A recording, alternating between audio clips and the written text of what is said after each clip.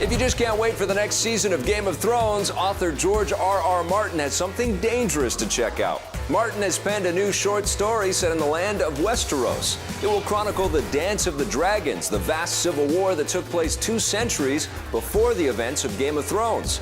The story will be included in a new short story collection titled Dangerous Women, which will feature 20 other stories penned by different authors, with Martin serving as editor. It's coming to shelves this winter. George R.R. Martin is still working on the next full-length novel in the series titled The Winds of Winter. Hopefully he finishes it before the TV show is done adapting the other novels. I don't want the show catching up with me, so at the moment I have a healthy lead in terms of being a number of books ahead of them, but they're producing shows faster than I'm writing, so I better get back to work on Winds of Winter. The new book will hopefully be finished next year. The 4th season of the TV series premieres in spring 2014. It's not slander if it's true. Despite some growing pains, Grand Theft Auto 5 has still managed to become one of the biggest games of all time. GTA 5 has stolen several Guinness World Records from its competitors. In its first day, it made more than $800 million, giving it the best first 24 hours in video game history. It also hit the $1 billion mark faster than any other game or movie. Even the GTA 5 trailer broke records. It's the most viewed trailer for an action-adventure game. Expect GTA 5 to keep breaking records as it continues to sell. The game has had some troubles with its multiplayer component, GTA Online.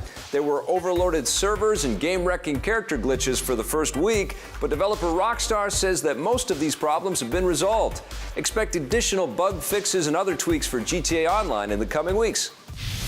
Acclaimed director Martin Scorsese might be having trouble with his latest project. His new movie, The Wolf of Wall Street, is officially scheduled to arrive next month, but there are rumors that it may be delayed until early next year. It seems Scorsese and his editor are having difficulty getting the film down to an acceptable length. Showbiz 411 reports that they hope to have a final cut ready for release on Christmas Day, which means the film would still qualify for this year's Oscar race.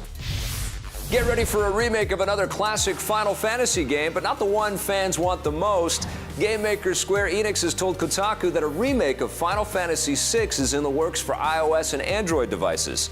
The game is actually known as Final Fantasy III in North America, thanks to a confusing name change when it was first released. Players can expect sharpened graphics and a modified battle system similar to the mobile version of Final Fantasy V that was released earlier this year. Over on the PS3 and Vita, an HD remaster of Final Fantasy X and its sequel are slated to arrive this winter.